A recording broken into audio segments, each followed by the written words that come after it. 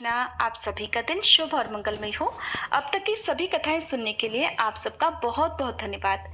आज सुनिए कार्तिक मास महात्म्य का 28वां अध्याय और पंचभीखु व्रत की कथा के साथ साथ तुलसी माता की आरती और चालीसा पाठ। देवर्षि नारद ने श्री ब्रह्मा जी से पूछा कि हे ब्रह्मा जी, अब आप मुझे कृपया कर ये बतलाइए कि तुलसी दलों को किस प्रकार तोड़ना चाहिए। किन किन तिथियों में तुलसी दल नहीं तोड़े जाते हैं, तुलसी दल तोड़ने का विशेष मंत्र क्या है, और इसके अलावा आप मुझे कृपया कर अब तुलसी जी की महिमा का भी वर्णन अवश्य कीजिए।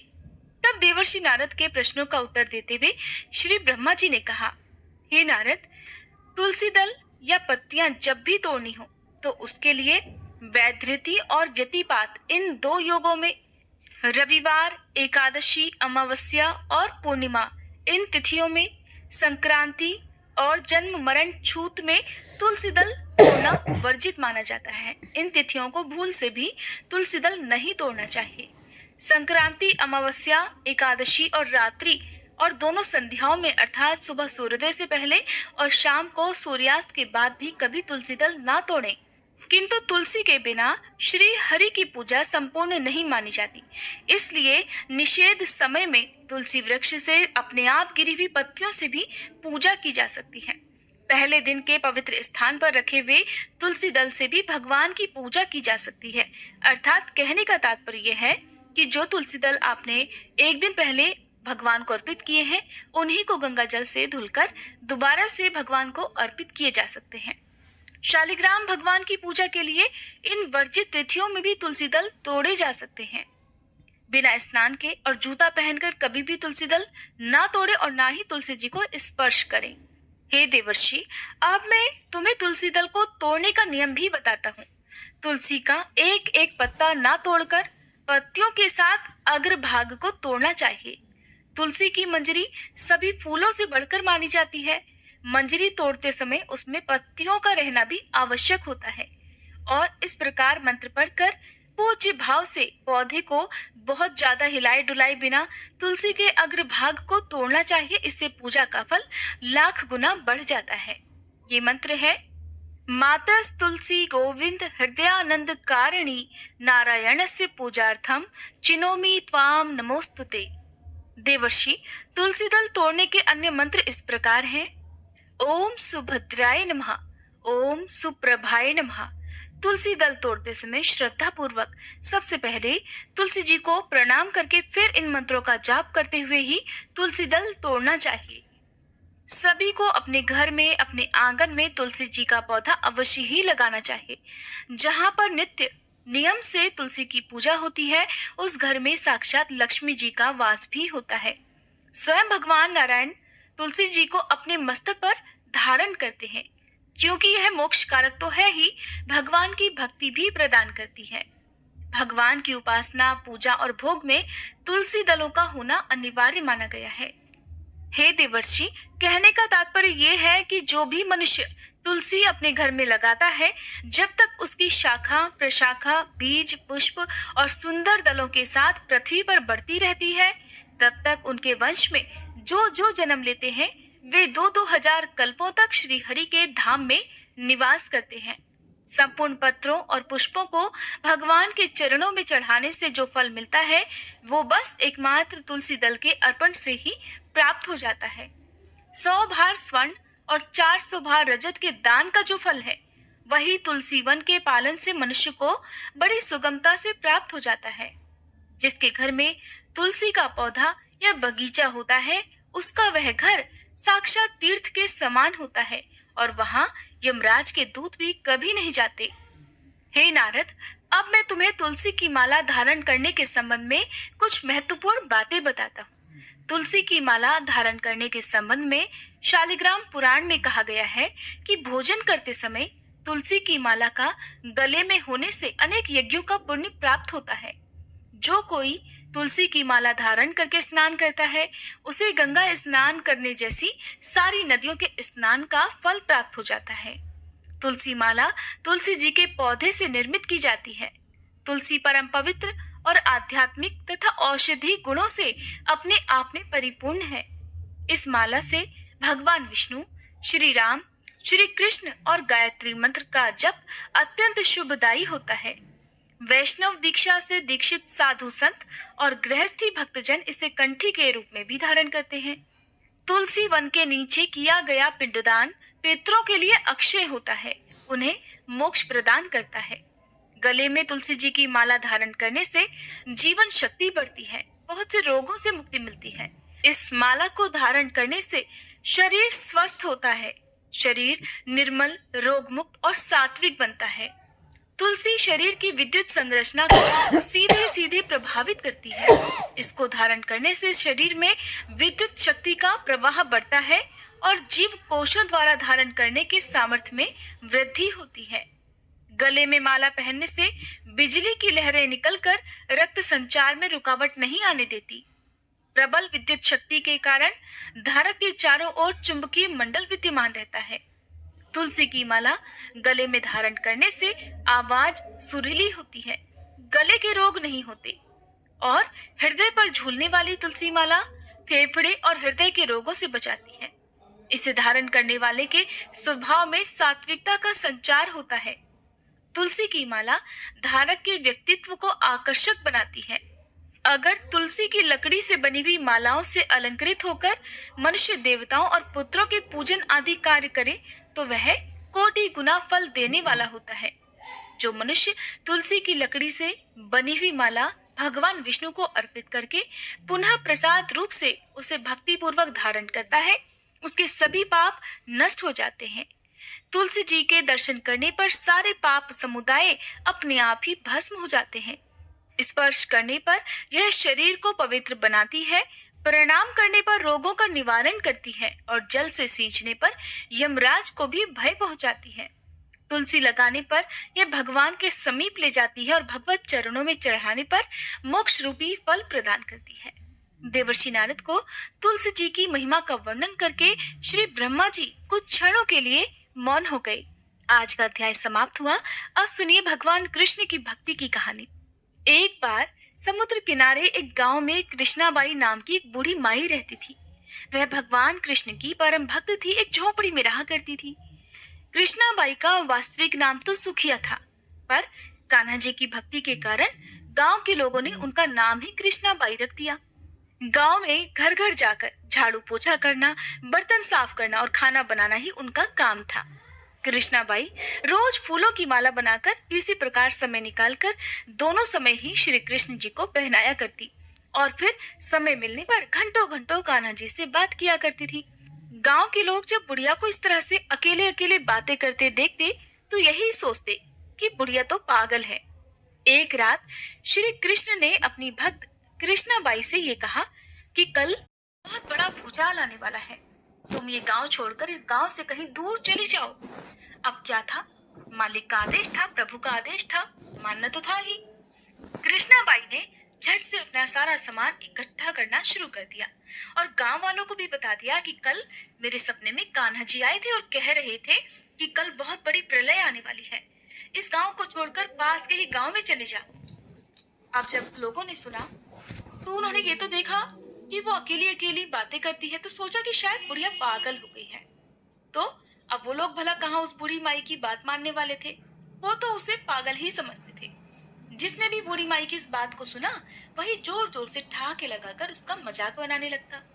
इतने में बाई ने एक बैलगाड़ी मंगवा ली और अपनी कान्हा जी की मूर्ति ली और जो भी जरूरी सामान था उसकी गठरी बांधकर गाड़ी में बैठ गई। गांव के बाकी लोग तो अपने अपने घर में बड़े ठाठ से बैठे हुए थे।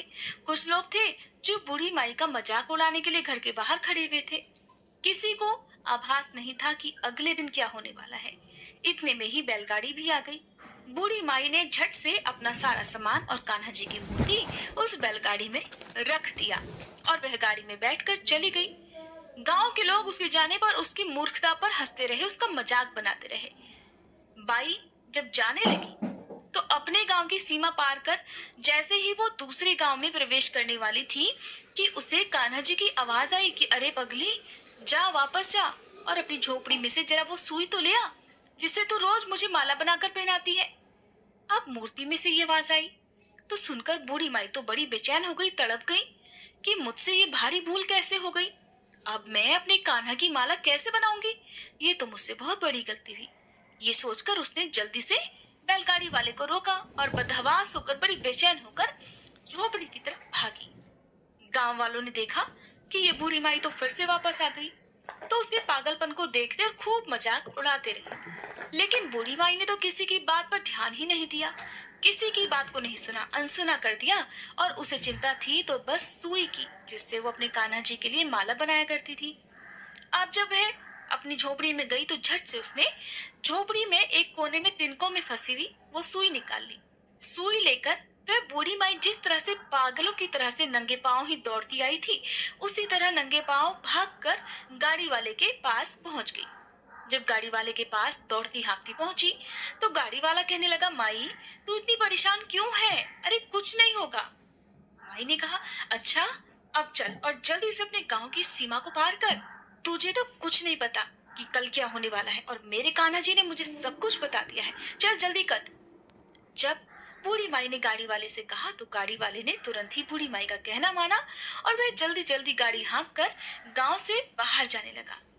जैसे ही गांव की सीमा उन्होंने पार की, पीछे मुड़कर देखा तो क्या देखा कि पूरा गांव ही समुंदर में समा गया। सब कुछ जलमग्न हो गया था।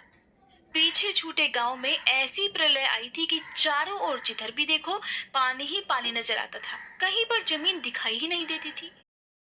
वो गाड़ी वाला भी कान्हा जी का बड़ा पक्का भक्त था। किसी तरह भगवान ने उसकी भी रक्षा करने में तनिक देर नहीं लगाई। तभी तो बूढ़ी माई का सहारा उसको कर दिया और अपने दोनों भक्तों की जान बचा ली। तो इस तरह से जब प्रभु अपने भक्तों की एकमात्र सुई तक कितनी चिंता करते हैं, तो वो अपने भक्तों की रक्षा करने के लिए भला कितने चिंतित होते होंगे। जब तक उस भक्त की एक सुई उस गांव में थी, पूरा गांव बचा हुआ था। जैसे ही बूढ़ी माई ने उस गांव से अपनी सुई निकाली और वापस उस गांव से बाहर आई, तब तक पूरा गांव डूब चुका था। तो इसे कहते हैं सच्ची भक्ति की भगवान अपने भक्तों को कोई भी कष्ट आने से पहले संकेत जरूर दे देते हैं, और फिर भगवान के जो भक्त सच्चे हैं वो उनकी बातों पर और उन संकेतों पर विश्वास भी करते हैं। ये बात अलग है कि जो लोग भगवान पर विश्वास ही नहीं करते, उन्हें चाहे कितने भी संकेत मिल जाए, वो अनहोनी का ही इंतजार किया करते हैं। और जब सब कुछ बर्बाद हो जाता है, जब सब कुछ खत्म हो जाता है, तब लोगों को एहसास होता है कि इस आने वाले खतरे का आभास तो उन्हें बहुत पहले हो गया था, लेकिन फिर भी उन्होंने सावधानी क्यों नहीं रखी। तो जो हमें आभास होता है, यही वो संकेत है जो हमारे प्रभु हमें देते हैं। अब सुनिए पंच भीखू व्रत की कथा। एक बार किसी गांव में एक साहूकार था और उसके एक बेटा और बहू भी थे। बहू कार्तिक माह में रोज सवेरे उठकर गंगा स्नान के लिए जाती थी। सुबह जल्दी जाते समय वह किसी भी पराये पुरुष का मुंह नहीं देखती थी। एक राजा का बेटा भी सुबह सवेरे गंगा स्नान के लिए जाता था और वह हैरान होता कि मैं इतनी जल्दी उठता हूँ स्नान के लिए, लेकिन कोई है जो मुझसे भी जल्दी उठकर स्नान कर लेता है। कार्तिक माह के 5 दिन बचे थे कि एक दिन साहूकार की बहू तो स्नान करके वापस जा रही थी और उसी समय राजा का बेटा स्नान करने के लिए नदी के किनारे आ रहा था। आवाज सुनकर बहू जल्दी जल्दी जाने लगी, लेकिन जल्दबाजी में उसकी माला मोजड़ी छूट गई। राजा के बेटे ने बहू की माला मोजड़ी उठा ली और सोचने लगा कि जिस स्त्री की ये माला मोजड़ी इतनी सुंदर है, वह स्त्री खुद कितनी सुंदर होगी। उसने पूरे गांव में घोषणा करवा दी कि जिसकी ये माला मोजड़ी है, वह 5 रात मेरे पास आएगी। जल्दी ही राजकुमार को पता चल गया कि ये तो साहूकार की बहू की माला मोजड़ी है। जब बहू को ये बात पता चली तो साहूकार के बेटे की बहू ने कहलवा दिया कि मैं 5 रात आऊंगी, लेकिन किसी को साख भरने बिठा देना। राजा के बेटे ने एक तोते को पिंजरे में बंद करके गंगा किनारे पेड़ पर टांग दिया। बहू सुबह के समय आई, पहली पैड़ी पर पैर रखा और बोली, हे कार्तिक के ठाकुर राई दामोदर, 5 पांडु, छठे नारायण, भीकम राजा, उस पापी को नींद आ जाए। राजा के बेटे को नींद आ गई। बहू नहा धोकर चलने लगी तो तोते से जाते जाते बोली, सुआ सुआ तेरे गल डालूंगी हीरा, मेरी साख भरियो मेरे वीरा। सुआ बोला, कोई वीर भी साख भरता है क्या? तो वह बोली, सुआ सुआ तेरे पग घालूंगी नेवर, साख भरियो मेरे देवर। सुआ ने कहा, ठीक है भाभी, मैं तेरी साख रखूंगा। वो तो कहकर चली गई। इधर राजा का बेटा हड़बड़ाकर उठा और सुआ से पूछा, सुआ सुआ वह आई थी क्या? कैसी दिखती थी? सुआ बोला, आभा की सी बिजली, होली की सी झल, केला की सी कामिनी, गुलाब का सा रंग। अगले दिन तो राजा के बेटे ने सोचा कि आज मैं अपनी उंगली में चीरा लगाकर बैठूंगा, इससे मुझे नींद नहीं आएगी। अगले दिन राजकुमार अंगुली चीर कर लेट गया। बहू फिर आई और भगवान से उसी तरह प्रार्थना करने लगी। राजकुमार को फिर से पहले की तरह नींद आ गई। बहू स्नान करके फिर से वापस चली गई। सुबह राजकुमार ने तोते से फिर पूछा। तोते ने वही सारी बातें दोहरा दी। अब की बार राजकुमार बोला कि मैं तो आज रात में आंखों में मिर्ची डालकर बैठूंगा, और रात में वह मिर्ची डालकर बैठ गया। बहू फिर आई और प्रार्थना की, जिससे राजकुमार को पहले की तरह नींद आ गई। राजकुमार ने अब फिर तोते से बहू के आने की बात पूछी तो उसने फिर से वही बातें दोहरा दी। राजकुमार अब की बार सोचने लगा कि आज मैं बिना बिस्तर के ही बैठूंगा, और रात को वह बिना बिस्तरे के बैठ गया। अगली सुबह जब वह स्नान करने आई तो बहू ने फिर से भगवान से प्रार्थना की और राजकुमार को फिर नींद आ गई। जब बहू स्नान कर जाने लगी तो आंखें बंद करके चली गई। राजकुमार जब उठा तो वह जा चुकी थी। राजकुमार फिर से सोच में पड़ गया और सोचने लगा कि आज मैं अंगीठी जलाकर बैठूंगा, जिससे नींद नहीं आएगी। फिर वह रात को अंगीठी जलाकर बैठ गया। साहूकार की बहू आई और वह भगवान से प्रार्थना करने लगी कि प्रभु, हे ठाकुर जी, आपने 4 रातें तो निकाल दी, अब ये रात और बची है, इस आखिरी रात को भी निकाल दो। ठाकुर जी ने उसकी बात रख ली और राजकुमार को नींद आ गई। जब बहू स्नान कर जाने लगी तो तोते से बोली कि सुबह सुबह इस पापी को कह देना कि 5 रातें पूरी हो चुकी हैं, अब वह मेरे मोतियों की माला मेरे घर भिजवा दे।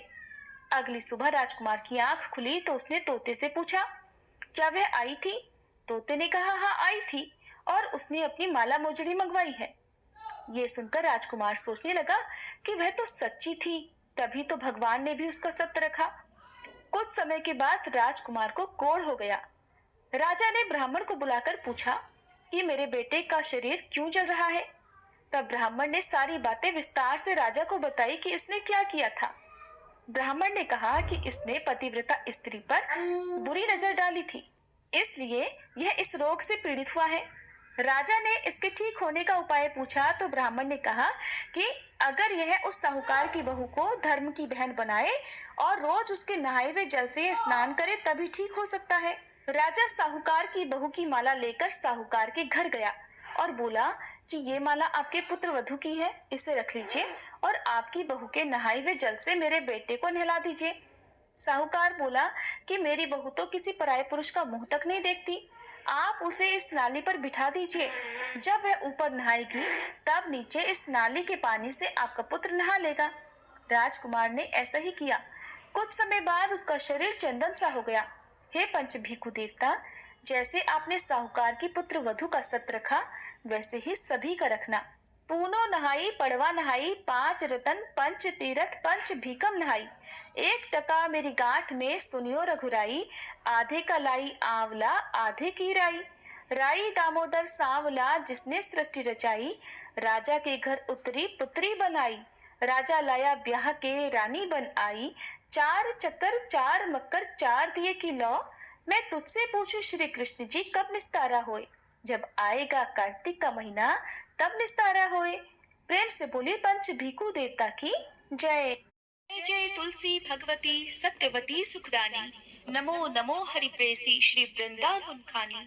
श्री हरि शीश विरजनी, देहु अमर वर अम्ब, जनहित हे वृंदावनी, अब न करम विलंब। धन्य धन्य श्री तुलसी माता, महिमा अगम सदा श्रुति गाता। हरि के प्राण हूँ से तुम प्यारी, हरहि हेतु कीन्हो तब भारी। जब प्रसन्न है दर्शन दीन हो, तब कर जोरी विनय उस कीन्हो। हे भगवंत कंत मम होहु, दीन जानि जानि छाड़हु छोहु। सुनी लक्ष्मी तुलसी की बानी, दीन हो श्राप कध पर आनी। उस अयोग्य वर मांगन हारी, हो बिटप तुम जड़ तनु धारी।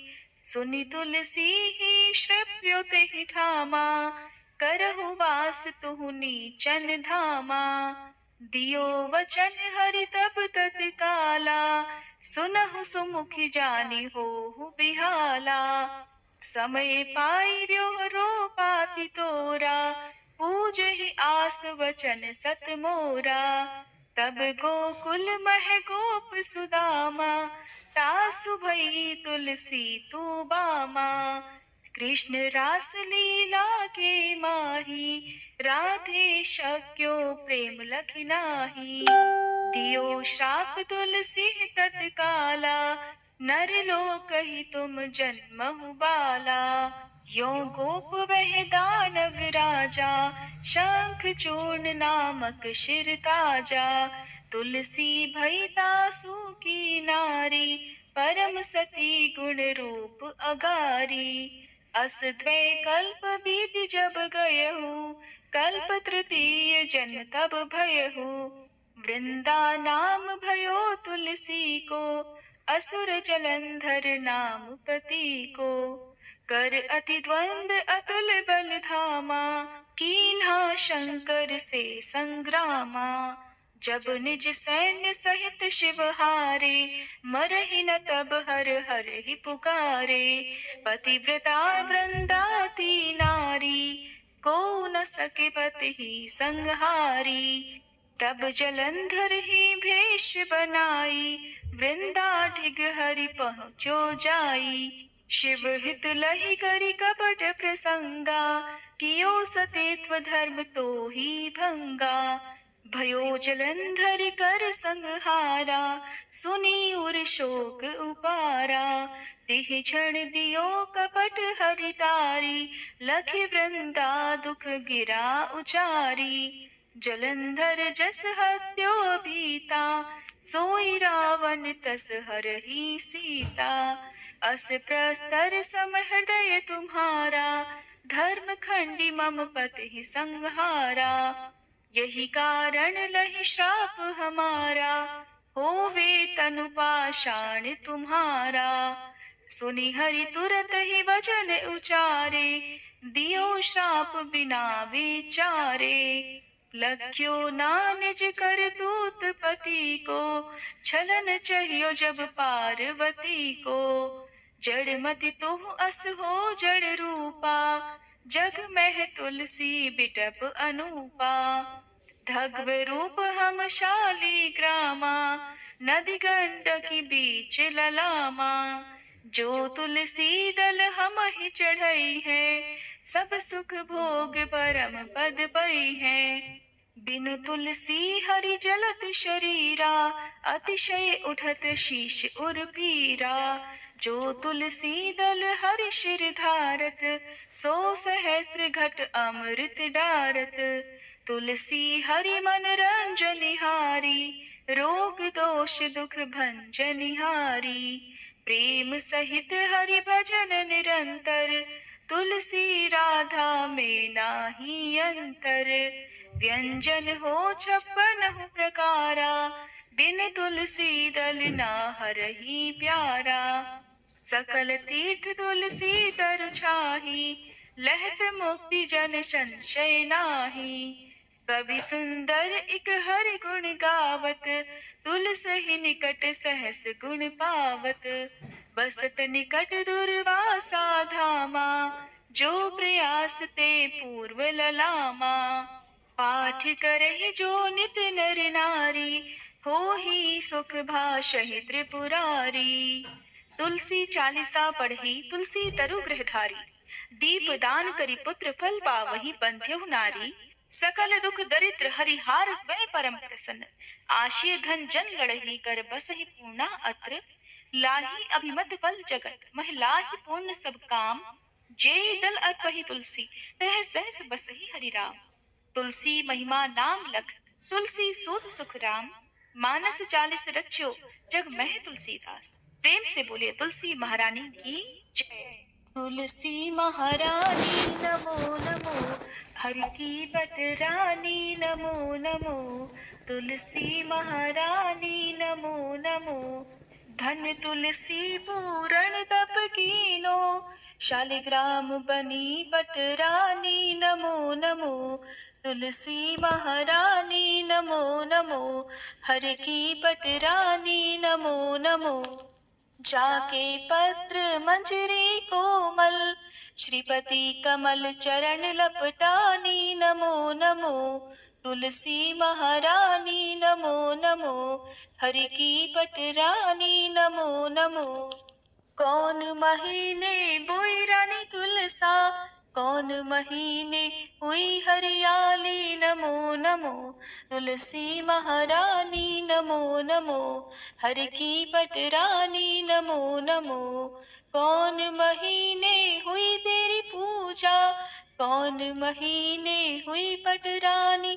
नमो नमो तुलसी महारानी, नमो नमो आषाढ़ मास में बोई रानी तुलसा, सावन महीने हुई हरियाली। नमो नमो तुलसी महारानी, नमो नमो हरि की पटरानी। नमो नमो कार्तिक मास में हुई तेरी पूजा, मंगसिर मास हुई पटरानी। नमो नमो तुलसी महारानी, नमो नमो हर की पटरानी। नमो नमो धूप दीप नैवेद्य आरती, पुष्पन की वर्षा बरसानी। नमो नमो तुलसी महारानी, नमो नमो हर की पटरानी। नमो नमो 56 भोग 3600 व्यंजन, बिन तुलसी हरि एक न मानी। नमो नमो तुलसी महारानी, नमो नमो हरि की पटरानी। नमो नमो जो तुलसी को सवेरे गाए, श्री कृष्ण के दर्शन पाए। नमो नमो तुलसी महारानी, नमो नमो हर की पटरानी। नमो नमो जो तुलसी को दोपहर गाए, खीर खांड का भोग लगाए। नमो नमो तुलसी महारानी, नमो नमो हर की पटरानी। नमो नमो जो तुलसी को सांझ को गाए, श्री कृष्ण की आरती उतारे। नमो नमो तुलसी महारानी, नमो नमो हर की पटरानी। नमो नमो जो तुलसी को रात को गाए, श्री कृष्ण के चरण दबाए। नमो नमो तुलसी महारानी, नमो नमो हरि की पटरानी। नमो नमो सब सखी मैया तेरो यश गावे, भक्ति दान दी जय महारानी। नमो नमो तुलसी महारानी, नमो नमो हरि की पटरानी। नमो